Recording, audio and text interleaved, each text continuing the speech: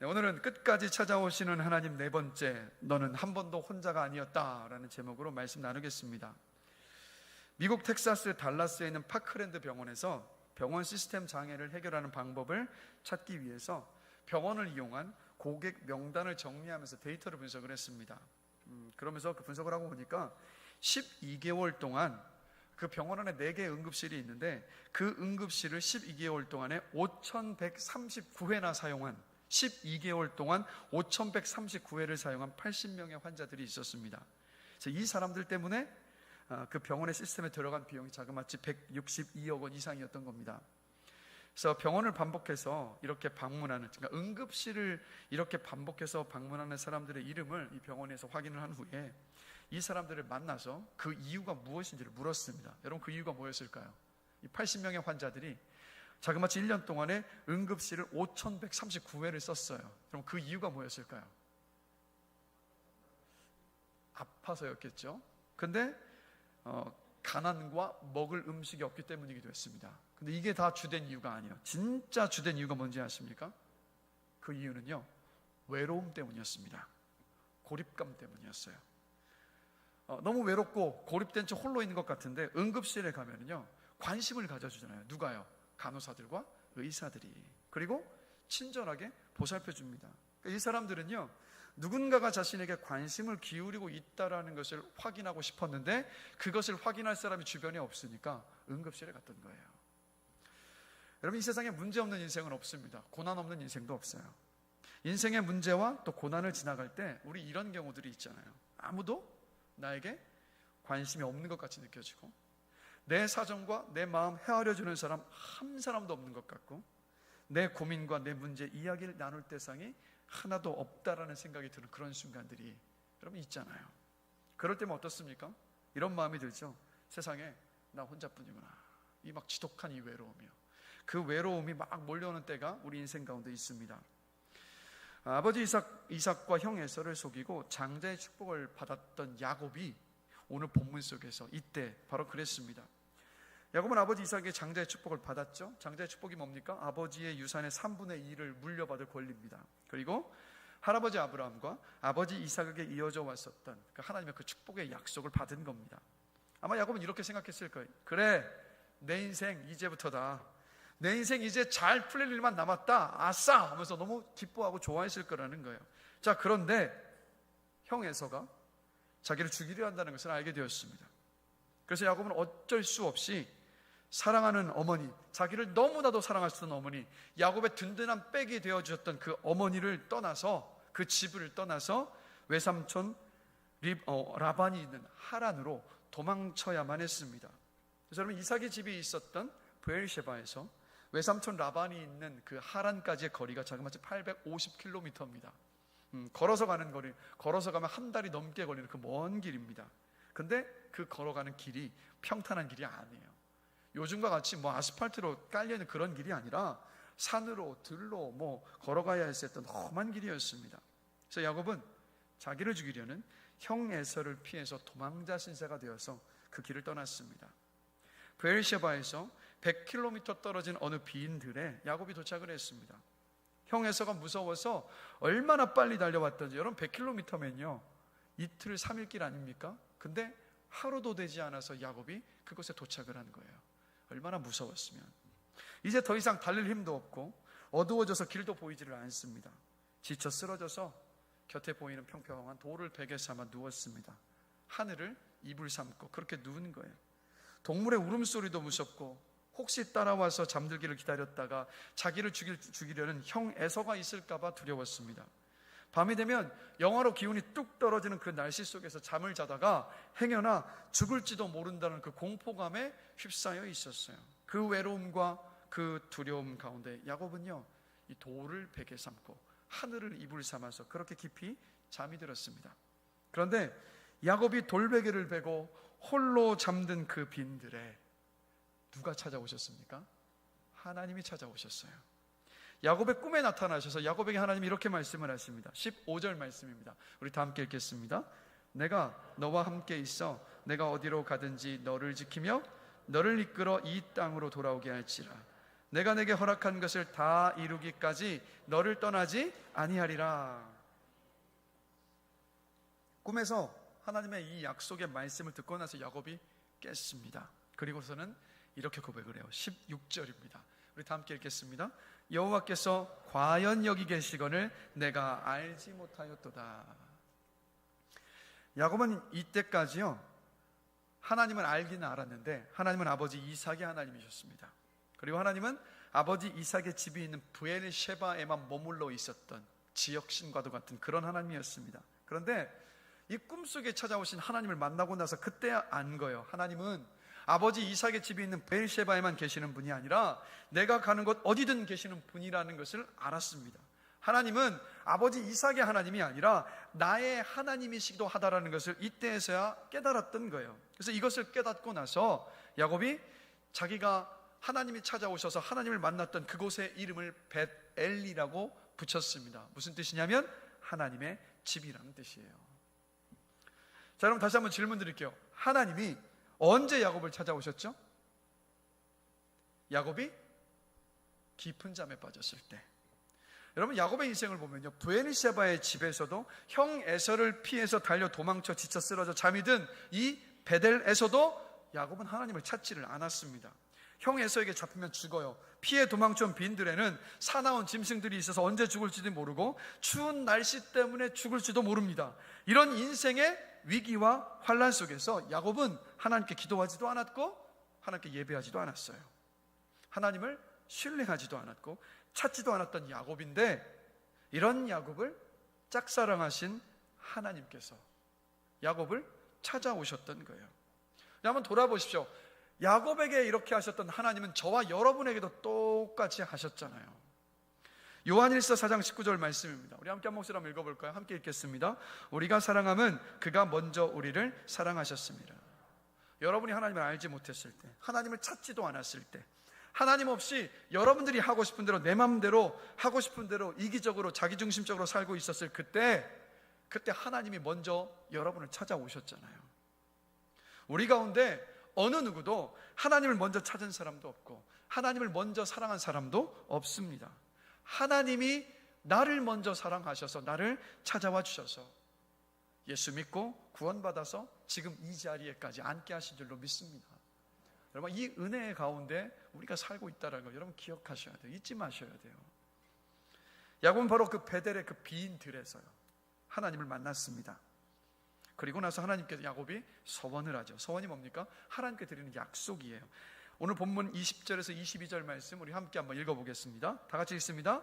야곱이 서원하여 이르되 하나님이 나와 함께 계셔서 내가 가는 이 길에서 나를 지키시고 먹을 떡과 입을 옷을 주시어 내가 평안히 아버지의 집으로 돌아가게 하시오면 여호와께서 나의 하나님이 되실 것이요 내가 기둥으로 세운 이 돌이 하나님의 집이 될 것이요 하나님께서 내게 주신 모든 것에서 10분의 1을 내가 반드시 하나님께 드리겠나이다 하였더라.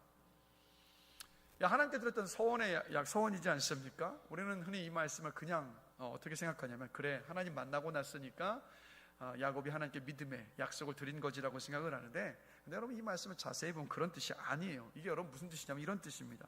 하나님 제 꿈에 찾아와서 저를 만나주신 정도로는 할아버지 아브라함과 아버지 이삭에게 주셨던 그 약속을 저에게 다시 한번 주시고 확인시켜 주셨던 그 정도로는 제가 하나님께 예배 드릴 수는 없습니다. 이 정도로는요 하나님을 위해 성전을 지을 마음도 없고 수입의 10분의 1을 하나님께 드릴 생각도 없습니다. 그런데 만약에 하나님 내가 가는 이 길에서 나를 좀 지켜주시고 먹을 떡도 주시고 옷도 주시고 내가 평안하게 다시 아버지의 집으로 돌아오게 하신다면 그러면 그때 제가 그렇게 하겠습니다라는 뜻이에요. 그러니까 하나님을 만났지만 야곱은 변했습니까? 안 변했습니까? 변하지 않은 거예요. 야곱에게는요 이렇게 자기를 찾아오신 하나님이 중요하지 않았습니다. 야곱에게 중요했던 건 뭐냐면 집으로 평안히 돌아와서 아버지의 유산을 물려받는 것, 그래서 그 인생에서 성공하고 평탄한 삶을 살아가는 것, 그게 야곱이 바라는 것이었고 야곱이 가장 중요하게 여기는 것이었습니다. 그래서 야곱이 어떻게 했습니까? 아버지도 속이고 형도 속이고 그 장제 축복을 받아낸 이유가 바로 여기에 있는 겁니다. 그런데 여러분 아이러니하게도요 야곱의 인생 전체를 보면 장자의 권리를 단 한 번도 누리지 못했다는 것입니다. 장자에게 주어지는 그 2배의 유산, 야곱은 손에 만져보지도 못했습니다. 형 에서 앞에서 장자의 명분 단 한 번도 사용하지를 못했습니다. 나중에 야곱이 하나님의 은혜 가운데 집으로 돌아와요. 그때 형 에서를 만납니다. 형 에서를 만났을 때 야곱이 어떻게 한지 아십니까? 형을 내 주라고 높였어요. 그리고 자신은 주의 종이라고 한껏 낮추었습니다. 그리고 형 에서에게 7번을 절을 했어요. 야곱은 또 자기 인생을 회고하면서 이렇게 말을 합니다. 험악한 세월을 보내었습니다 라고. 야곱의 인생 성경을 보시면요, 정말 험악한 인생이었습니다. 한마디로 야곱의 인생은 야곱이 기대했던 장자의 축복을 누리는 그런 삶이 아니었다라는 거예요. 자, 그러면 이렇게 보면 하나님이 야곱을 선택하셨잖아요. 그런데 야곱을 선택하신 하나님께서 야곱에게 주고 싶으셨던 것과 야곱이 하나님께서 받아 누리고자 했던 것이 너무도 다르다는 것을 야곱의 인생을 보면 여러분 우리가 알 수 있잖아요. 하나님이 야곱에게 하신 말씀을 보면요, 하나님이 정말 야곱에게 주고 싶으셨던 것이 무엇인가를 우리가 알 수 있어요. 다시 한번 15절 말씀 함께 보실까요? 자, 한 목소리로 한번 다시 읽겠습니다. 내가 너와 함께 있어 내가 어디로 가든지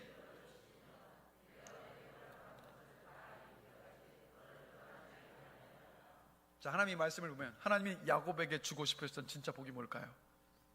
뭘까요, 여러분? 맞아요. 함께하여 주시는 복, 동행하여 주시는 복이었어요. 여러분, 누가복음 15장을 보면요, 2 아들을 둔 아버지의 이야기가 나옵니다. 예수님께서 치셨던 비유죠. 돌아온 탕자의 이야기로 여러분 너무 잘 아시는 그런 말씀이에요. 자, 이 이야기 속에 아버지는 누굴까요? 이 이야기 속에 아버지는 누굴까요, 여러분? 하나님입니다. 그럼 그 큰아들과 둘째 아들은 누굴까요? 누굴까요, 여러분? 그 누군가의 첫째 아들, 둘째 아들이 아니라 그 큰아들과 둘째 아들은 바로 내가 될 수도 있고 야곱이 될 수도 있는 거예요. 자, 그 이야기를 한번 생각을 해보면 둘째 아들이 어느 날 아버지를 찾아와서 말합니다. 아버지, 저에게 물려줄 유산을 주십시오. 여러분, 유산은 언제 받는 겁니까? 언제 받죠? 아버지가 돌아가셨을 때 받는 게 유산이잖아요. 그럼 이 아들 페르나죠. 그러니까 아버지는 안중에도 없었고 그냥 이 둘째 아들에게 필요했던 건 뭐냐면 아버지의 그 재산이요. 거기에만 관심이 있었습니다. 그리고 이 아들은 결국 아버지의 유산을 챙겨서 집을 떠났습니다. 방탕한 생활을 하면서 아버지에게 받은 유산 전부 탕진해버렸어요. 무일푼 거지가 돼서 외딴 시골에서 돼지를 치는 일을 하면서 하루하루를 그렇게 연명하며 살고 있었습니다. 근데 그렇게 하루하루를 연명하며 살던 중에 문득 드는 생각이, 내가 이렇게 살 수는 없다. 아버지 집으로 돌아가서 우리 아버지께 용서를 구하자. 종으로 써달라고 부탁하자. 그러면 아버지가 나를 종으로 써주실 거라고 그 생각이 들면서 결단을 하고 집으로 돌아갑니다.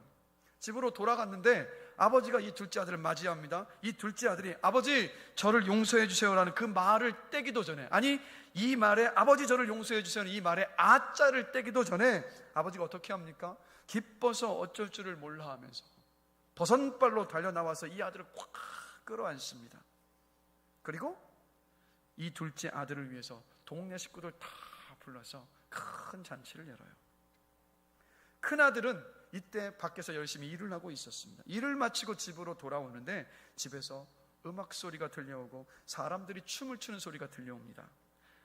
가만히 보니까 망나니 같은 동생이 유산을 다 탕진하고 돌아왔는데 아버지가 그 돌아온 둘째, 망나니 같은 둘째를 위해서 잔치를 열었다는 것을 이 큰아들이 아는 거예요. 그러고 나니까 화가 나서 이 큰아들이 집으로 들어가질 않았습니다.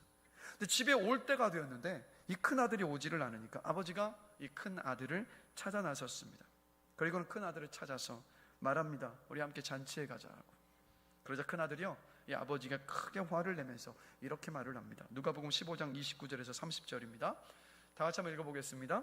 내가 여러 해 아버지를 섬겨 명을 어김이 없거늘 내게는 염소 새끼라도 주어 나와 내 벗으로 즐기게 하신 일이 없더니 아버지의 살림을 창녀들과 함께 삼켜버린 이 아들이 돌아오매 이를 위하여 살찐 송아지를 잡으셨나이다. 우리는 이 형의 말을 보면서, 이 이야기를 보면서 형이 화낼만 하다고 형을 동정합니다. 형이 이렇게 화를 내는 것이 당연하다라고 여깁니다. 그런데 여러분, 이 말씀을 보면 이 말씀 속에서 예수님은요, 이 큰 아들을요 칭찬하지 않으셨다라는 거예요. 자, 한번 생각해 보겠습니다. 둘째 아들은요, 아버지의 유산에만 관심이 있었습니다. 아버지와의 관계 뭐 하나도 신경 쓰지 않았어요. 이 둘째 아들은 적나라하게 아버지에게 유산을 달라고 요구했고 그 유산을 받아서 집을 떠났습니다. 자, 큰 아들을 생각해 보면 큰 아들이 내가 여러 해 아버지를 섬겨 명이 어김이 없거늘이라고 아버지에게 말하잖아요. 큰 아들, 아버지를 위해서 살았습니다. 아버지를 위한 섬김 열심히 한 거 맞아요. 그런데 큰 아들은요, 아버지를 위한 섬김에 맞는 그 대가를 원하고 있었습니다. 둘째 아들은 직접적으로 원하는 것을 아버지에게 요구하고 받아갔다면, 큰 아들은요, 원하는 것을 얻기 위해서 아버지를 위해서 열심히 일하는 것을 선택을 했던 겁니다. 생각해 보세요. 방법은 달랐지만 큰 아들도 둘째 아들도 똑같았어요. 둘 다 아버지를 이용한 사람들이에요. 자, 생각해 보면 저와 여러분들도요, 둘째 아들처럼, 그리고 야곱처럼 하나님으로부터 무엇인가 받을까만 생각할 때가 많잖아요. 취업, 건강, 입시, 재정, 진로의 문제들 같은 그 문제 해결해 주시기만을 바라잖아요. 그 문제들이 생겼을 때만 하나님을 찾잖아요. 아니면 큰 아들처럼요, 하나님을 섬기면서 내가 얻고 싶은 것을 얻어내려고 합니다. 하나님을 위해 일을 하고 있다고 하지만 그 마음속 깊숙한 곳에는 하나님을 위해 열심히 일을 하면서 내 존재 가치를 증명하고 싶고, 성취감을 얻고 싶고, 만족을 얻고 싶고, 인정을 얻으려 할 때가 많잖아요. 하나님이 내 인생에 필요한 것들과 문제를 해결해 주시는 분일 때가 너무도 많잖아요. 하나님이 나에게 그저 은혜라는 선물을 주시는 분일 뿐입니다. 그래서 필요할 때만 하나님 찾아요. 큰아들과 둘째 아들과 다를 바가 없어요. 하나님이 목적이 아니라 수단이 되어버리잖아요. 자, 그러면 우리는 이렇게 우리는 하나님께 관심이 있는 게 아니라 하나님께 뭔가를 얻어내는 데 관심을 가지고 있는데, 그렇다면 하나님은요, 어디에 큰 관심을 가지고 계실까? 그 답은요, 이 누가복음 15장에서 아버지가 큰 아들에게 했던 그 말 속에 그 답이 있습니다. 누가복음 15장 31절 32절 말씀, 우리 함께 한 목소리로 읽어보겠습니다. 항상 나와 함께 있으니 내 것이 다 내 것이로되 이 내 동생은 죽었다가 살아났으며 내가 잃었다가 얻었기로 우리가 즐거워하고 기뻐하는 것이 마땅하다. 그 답이 어디에 있는지 아십니까? 저 함께라는 답에 답이 있는 거예요. 함께. 큰 아들도 둘째 아들도 아버지에게 받아낼 돈, 쾌락, 명예, 만족, 보상에 다 눈이 멀어 있었습니다. 그러나 아버지는 오로지 이 한 생각 뿐이었어요. 바로 두 아들들과 함께 사는 거예요. 둘째 아들의 지난 과거 행동 따위는 중요하지 않습니다. 그저 집 나갔던 아들과 다시 함께 산다는 것 자체가 이 아버지는 너무도 기뻤던 거예요. 그래서 어떻게 합니까? 둘째 아들이 돌아오자마자, 아니 집에 도착하기도 전에 먼 동구 밖을 멀리 지켜보던 아버지가 저 멀리 아들이 오는 모습을 보자마자 달려가서 그 아들을 끌어안아주고 그 아들의 볼에 뽀뽀를 해주고 성대한 잔치를 열었어요. 여러분, 큰 아들도 똑같습니다. 아버지에게 중요했던 것은요, 큰 아들의 충성스러운 섬김이 아니었습니다. 단지 이 큰 아들이 아버지 곁에 함께 있다는 그 사실, 그게 아버지에게 중요했던 거예요. 그래서 여러분, 하나님의 그 마음의 중심에는요, 하나님의 자녀들인 여러분들과 함께 하고픈 그 갈망이 자리 잡고 계시다라는 거예요. 말씀을 통해서 우리가 이것을 알 수가 있어요. 우리가 예수를 왜 믿습니까, 여러분? 아직도 우리 주변에 예수 믿지 않은 사람 너무 많은데, 그 사람들이 여러분 예수를 왜 믿어야 합니까? 왜죠, 여러분? 우리는 이렇게 생각하죠. 죄를 용서받기 위해서라고. 근데 여러분, 이 믿음은요, 어떤 믿음이냐면 단지 천국에 가는 그 차표를 받는 것 아니면 지옥에 떨어지지 않는 방법, 그냥 그것을 아는 정도예요. 이 믿음은요, 하나님을 어떻게 대하고 있는 거냐면, 이 믿음만 가지고 있으면 어떻게 하나님을 대하고 있냐면 하나님을 화재보험이나 생명보험쯤으로 생각하고 있는 거예요. 근데 여러분 기억하셔야 돼요. 하나님은요, 우리가 지옥에 가지 않고 천국에 가기 위한 수단도 아니고 방법도 아니십니다.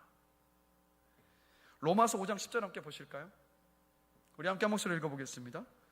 곧 우리가 원수 되었을 때 그의 아들의 죽으심으로 말미암아 하나님과 화목하게 되었은즉. 자, 이 말씀을 보면 예수님이 우리의 죄를 대신 지시고 십자가 위에서 죽으셨던 이유가 뭡니까? 우리가 하나님과 화목하게 하시기 위해서 죽으신 거예요. 자, 그럼 질문 드릴게요. 언제 화목하죠? 여러분, 인간관계 속에서 언제 화목하십니까? 관계가 어떨 때요? 좋을 때요. 관계가 좋을 때 화목하잖아요. 무슨 말입니까? 예수님께서 십자가 위에서 저와 여러분의 죄를 대신 지시고 죽으신 이유는 뭐냐? 우리가 하나님과 관계를 갖도록 하시기 위해서, 화목한 관계를 누리도록 하시기 위해서, 바로 그 하나님과 함께 하도록 하시기 위해서 주님이 십자가 위에서 죽으셨던 거예요. 자, 여러분, 성경에 가장 첫 번째 성경이 어떤 성경이죠? 창세기잖아요. 하나님이 천지를 창조하시고 사람을 에덴 동산에 살게 하셨습니다. 근데 창세기 3장을 보시면 하나님이 어떻게 하신지 아세요? 하나님은 아담과 하와와 함께 에덴 동산을 거니셨습니다. 하나님은 아담과 하와와 함께 하나님께서 만드신 창조물들을 함께 다스리시기를 원하셨어요. 자, 또 성경이 쭉 지나서 구약성의 끝이 나고 마태복음에 왔을 때 예수님이 이 땅에 오셨습니다. 아기 예수님이 이 땅에 태어나셨을 때 예수님의 이름을 하나님이 뭐라고 말씀하셨죠, 여러분? 임마누엘. 그 뜻이 뭐죠? 하나님이 우리와 함께 하신다. 예수님이 이 땅에 왜 오셨는지 아세요? 하나님이 여러분과 함께하고 계시다라는 것을 직접 보여주시기 위해서, 알려주시기 위해서, 느끼게 하시기 위해서 그렇게 주님께서 오셨습니다. 자, 성경의 제일 마지막 성경이 뭐죠?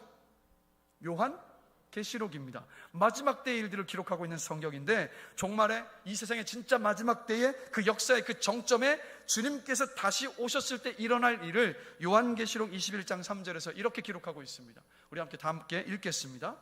보라, 하나님의 장막이 사람들과 함께 있음에 하나님이 그들과 함께 계시리니 그들은 하나님의 백성이 되고 하나님은 친히 그들과 함께 계셔서. 그 마지막 때 있을 일이 뭡니까, 여러분? 우리 주님이 내 눈앞에 계셔서 그 주님과 함께 하게 될 것이라고 말씀하고 계시잖아요. 자, 여러분, 이 성경 속을 보면서 여러분들과 함께 하고 싶어 하시는 하나님의 그 심정, 그 마음이 느껴지십니까? 하나님이 원하시는 건 뭐냐면 구원받은 당신의 백성이요 자녀들인 우리와 함께 하시는 겁니다. 함께 하시면서 뭘 원하시는 거냐면 여러분과 교제하기를 원하신다. 여러분, 우리가 천국에 갔을 때 하나님과 함께 하는 거 아닙니다. 여러분, 우리가 사는 이 땅이 천국에서 하나님을 만나기 위한 대기실이 아니에요. 하나님은 구원받은 우리와 지금 이 시간 함께 하기를 원하시고 계시고, 그리고 지금도 여러분들과 함께하고 계십니다. 이게 하나님이 원하시는 거라고요. 우리 교회 한 청년이 얼마 전에 군에 입대를 했습니다. 벌써 시간이 지나서 신교대 훈련을 다 마쳤어요. 근데 이 청년이 입대하기 전에 이런 말을 했습니다. 부대 안에만 계속 있어야 된다고 생각하면 공황에 걸릴 것 같다고, 무섭다고.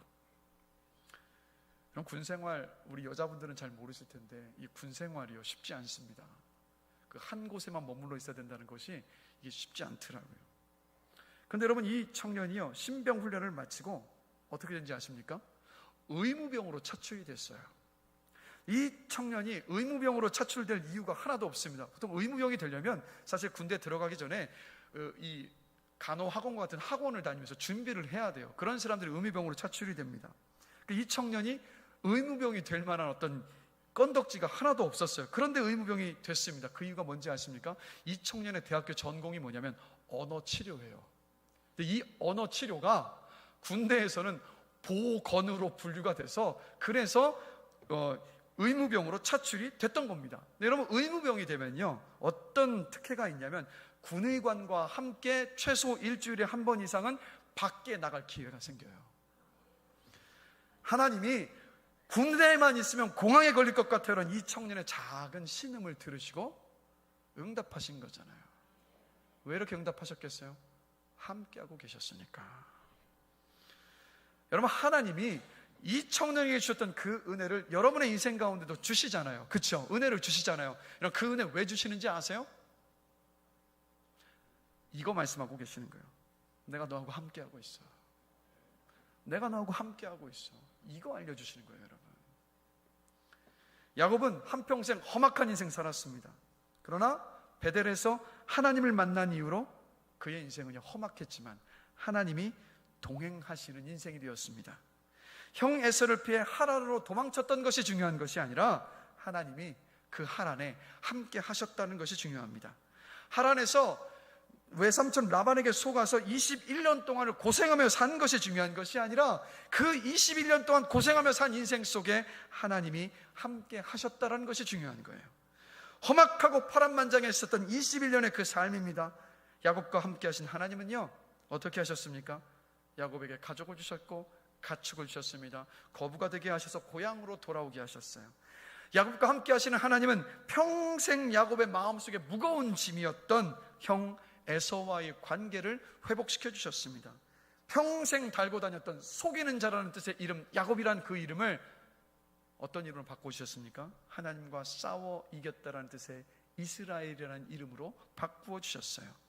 끔찍히 사랑했었던 11번째 아들 요셉이 죽었다는 소식에 야곱이 절망하고 슬퍼했습니다. 그러나 함께 하시는 하나님이 잃어버린 요셉을 애굽의 총리가 되게 하셔서 다시 만나게 하셨어요.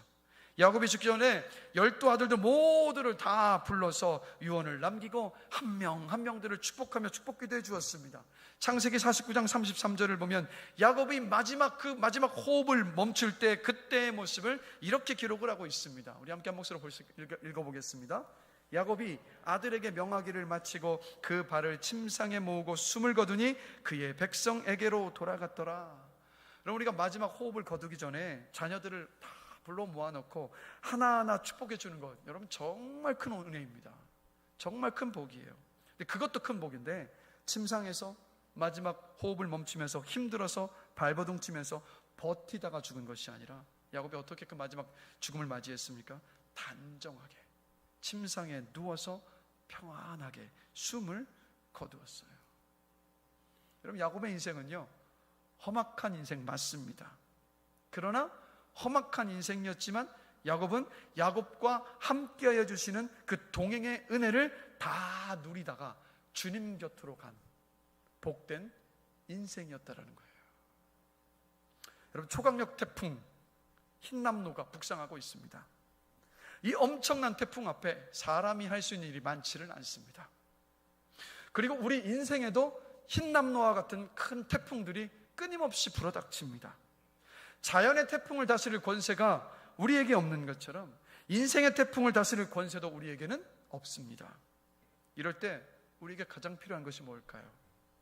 자연의 태풍도 인생의 태풍도 다스릴 권세를 가지신 하나님이 내 곁에 함께 하고 계시다는 그 사실, 그게 저와 여러분에게 필요해요. 문제가 생겨서 그 문제를 해결해 주실 것만을 구하고 있으면 어떻게 되는지 아세요? 또다시 인생의 문제가 다가오잖아요. 그럼 또다시 그 문제 앞에서 허덕일 수밖에 없잖아요. 그런데 하나님이 나하고 함께하고 계시다는 것을 늘 기억하고 붙잡고 있으면요, 문제 속에서 우리 넘어지지 않을 수 있습니다. 그래서 우리에게 정말 필요한 것은 뭐냐면 하나님이 나와 함께하고 계시다는 그 사실이에요. 오늘 또 공교롭게 군대 얘기를 또 제가 말씀드리게 되는데, 이번에는 저의 군대 얘기입니다. 신병교육대에서 훈련을 받고 저도 자대 배치를 받았습니다. 제 병과는 일빵빵이었습니다. 일빵빵이 뭐냐면 소총수예요. 그러니까 아무 주특기 없이 그냥 이제 보병, 일반 보병인 거죠. 근데 제가 행정병이 되었습니다. 그래서 행정반에 딱 들어가고 나니까 이제 누가 있어요? 고참이 한 사람이 있었는데 제대 6개월 남은 병장이 있었어요. 그래서 행정병이 해야 되는 일 가운데 뭐가 있냐면 근무명령서를 짜야만 합니다. 근무명령서는 뭐냐면 밤에 이 사병 병사들의 불침문과 보초를 서는 근무표를 짜는 것을 이야기를 해요. 보통 이 일은요, 간부들이 해야 되는데 행정병들에게 떠맡깁니다. 근데 누가 해야 되냐면 이 병장 고참이 해야 되는데 이제 제대가 이제 얼마 안 남으니까 귀찮으니까 이등병인 저한테 하는 방법 알려주고 툭 맡겨버린 겁니다. 근데 이제 문제가 생겼습니다. 이 근무명령서를 짤 때 보통은요, 뭐 이런 식이에요. 이틀을 근무를 섰으면 하루를 쉬는 식으로 이제 근무가 이렇게 짜여져야 되는데, 근데 이게요 항상 그렇게 될 수가 없어요. 근데 하루는 어떤 일이 벌어졌냐면, 고참 중에 한 사람이요, 자기랑 동기는 이틀을 근무를 서고 하루를 쉬었는데 자기는 쉬어야 될 타임이라고 생각을 했는데 또 근무가 서 있는 거예요. 화가 나겠습니까? 안 나겠습니까? 화가 나죠. 그래서 보통은 이제 우리 제 고참이 뭐라고 얘기했냐면, 야, 이 근무 명령서 내가 짰다고 이야기해라 라고 이야기를 했어요. 그런데 우리 모든 중대원들은 다 알았습니다. 제가 짰다는 거. 자, 근데 그때 제 계급이 뭐라고요? 2등병이요. 저희 중대에서 가장 짬밥이 나던 2등병. 자, 아니나 다를까 쉴 거라고 생각했는데 동기는 쉬고 자기는 못 쉰 그 고참이 저를 부르는 겁니다. 어디로 불렀을까요? 조용한 곳으로. 왜 불렀을까요, 여러분? 때리려고. 맞았을까요? 안 맞았을까요? 맞았죠. 맞고 나서 다시 행정반으로 딱 돌아오고 나니까 이게 있잖아요, 이 마음이요 두근두근 거리는 게 주체가 안 되는 겁니다. 그래서 저녁을 먹고 난 다음에 제가 어디로 나갔냐면, 아무도 없는 한적한 막사 뒤편에 조용히 나갔습니다.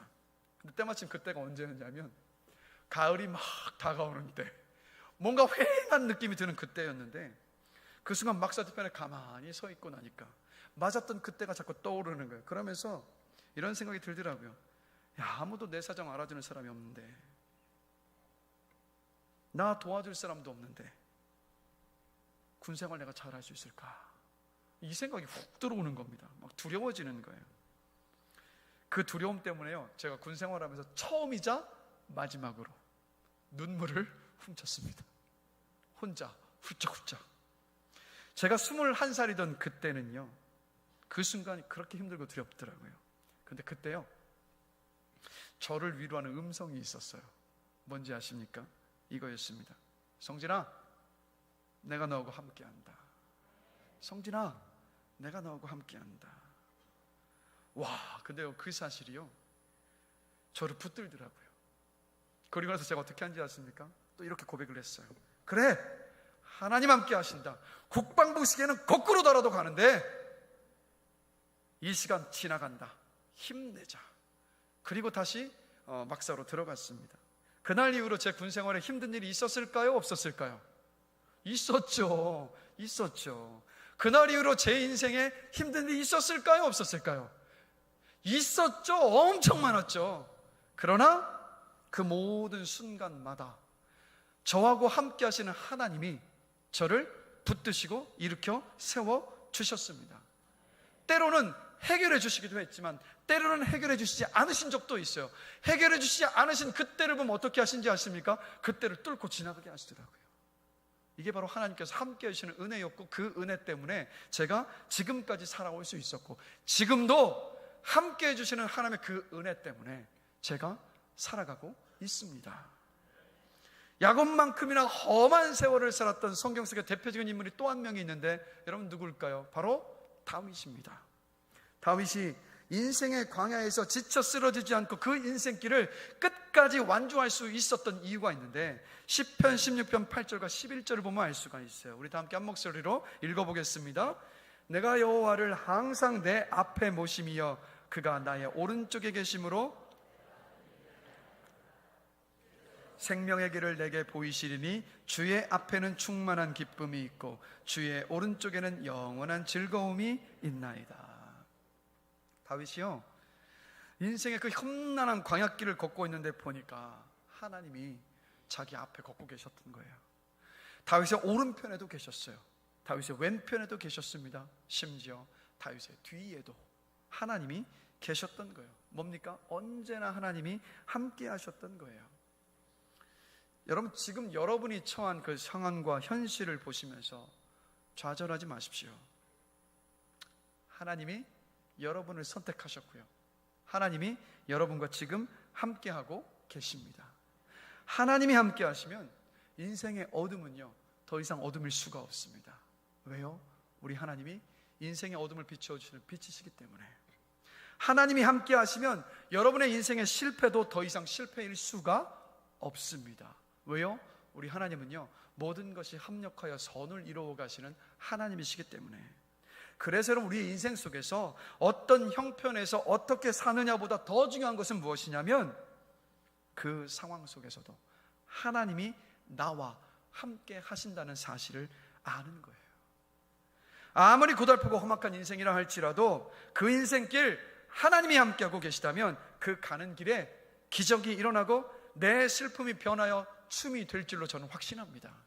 저의 인생 가운데만 그러셨겠습니까? 지금까지 여러분의 인생 가운데에서도 함께 하시는 하나님께서 기적을 보여주셨고 슬픔 변하여 춤이 되게 하셨잖아요. 다윗이 항상 자신과 함께 하시는 하나님을 자기 앞에 모셨다라고 고백을 하고 있습니다. 이게 무슨 뜻이에요? 함께 하시는 하나님을 늘 기억했다라는 거예요.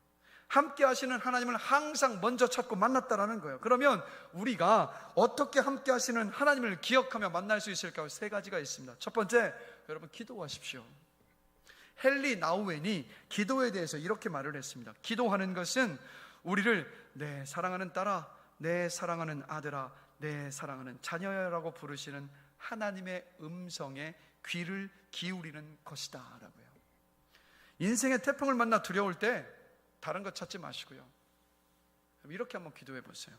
주님, 제가 인생의 태풍을 만나서 너무 두렵고 너무 외로운데 주님 어디에 계십니까?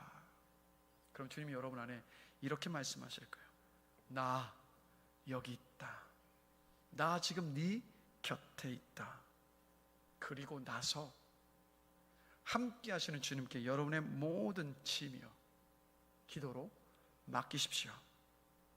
그때 주님이 다시 그 짐 저어주시면서 여러분 안에 평안함을, 자유함을 반드시 주십니다.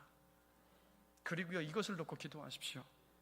부모님의 하나님이 아니라, 내 남편의 하나님이 아니라, 내 아내의 남편이 하나님이 아니라, 목회자가 이야기한 하나님이 아니라 야곱이 베델에서 만난 나의 하나님, 나의 하나님을 만나길 원한다고 기도하시는 여러분이 되시기를 간절히 축원합니다. 그 하나님 만나셔야 돼요. 그리고 두 번째, 함께 하시겠다는 하나님의 약속의 말씀 꽉 붙으시고 그 말씀 묵상하십시오. 이사야 43장 1절에서 3절 말씀 함께 한번 읽어보겠습니다. 우리 다 함께 읽겠습니다. 야곱아, 너를 창조하신 여호와께서 지금 말씀하시느니라. 이스라엘아, 너를 지으신 이가 말씀하시느니라. 너는 두려워하지 말라. 내가 너를 구속하였고 내가 너를 지명하여 불렀나니 너는 내 것이라. 내가 물 가운데로 지날 때 내가 너와 함께 할 것이라. 강을 건널 때 물이 너를 침몰하지 못할 것이며 내가 불 가운데로 지날 때 타지도 아니할 것이요 불꽃이 너를 사르지도 못하리니 대저 나는 여호와 내 하나님이요 이스라엘의 거룩한 이요 내 구원자임이라. 아멘. 사람은요, 약속을 까먹기도 합니다. 약속을 지키지 않기도 합니다. 약속을 지킬 능력이 없어서 약속을 했지만 약속을 지킬 수 없을 때도 있습니다. 그러나 우리 하나님은 주신 약속 잊어버리지 않으시는 분이십니다. 하신 약속 반드시 지키시는 하나님이십니다. 그렇기 때문에 함께 하시겠다는 이 약속 반드시 지키시는 하나님이십니다. 그러하기에 여러분 기억하십시오. 지금도 하나님은 여러분과 함께하고 계십니다. 함께 하시겠다는 그 약속의 말씀 꽉 붙드십시오. 그럴 때 함께 하시는 하나님에 대한 확신과 믿음으로 이 땅을 살아갈 수 있습니다. 마지막 세 번째로, 하나님을 아는 사람과 교제하셔야 돼요. 함께 말씀을 나누고 하나님이 주시는 함께 은혜를 함께 나누고 함께 기도할 때 그때요, 함께 하시는 하나님을 믿는 그 믿음 위에 설 수 있어요. 그럴 때 하나님과 동행하는 그 삶을 살아갈 수 있습니다. 세 가지라고요. 뭐요? 여러분 기도하시고, 두 번째 함께 하시겠다는 하나님의 약속의 말씀을 붙드시고, 세 번째 뭐요? 하나님을 아는 사람들과 믿음의 교제를 나누실 때 그때 함께 하시는 하나님과 늘 동행하며 그 믿음 가운데 살아갈 수 있습니다. 그러한 삶이 되시길 주의 이름으로 축복합니다. 잠시 이 시간요, 찬양 하나를 한번 듣겠습니다. 가사를요 집중하시면서 잠시 함께 들어보시기 바랍니다.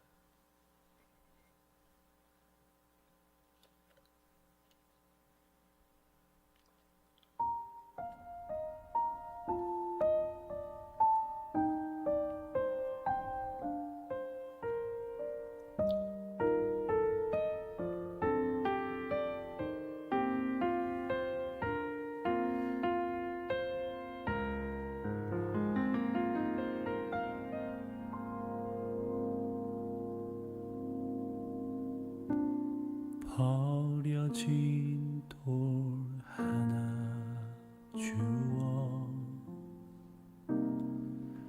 베개를 삼고 텅 빈 하늘을 덮은 채 홀로 누웠습니다.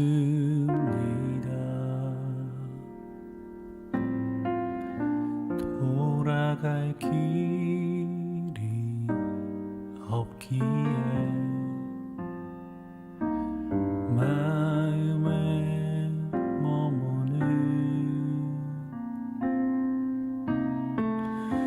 내 지난 이야기들이 눈물로 흘렀습니다.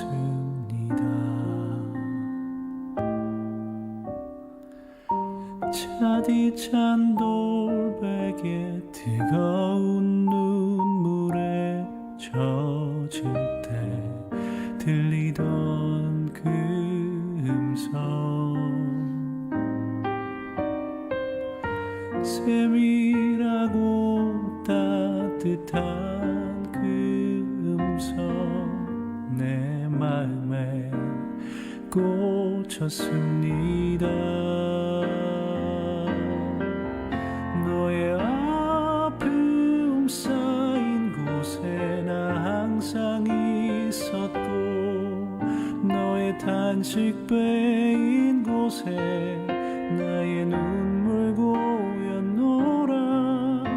너 일어나 돌베개로 돌단 쌓으리니 너의 돌베개 놓인 곳 이제 베델 되리라.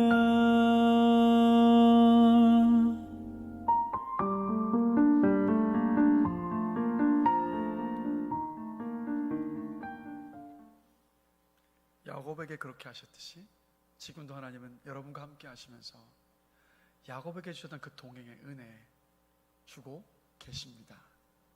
우리 옆 사람 보면서 이렇게 한번 고백해 봤으면 좋겠습니다. 하나님이 함께하고 계십니다.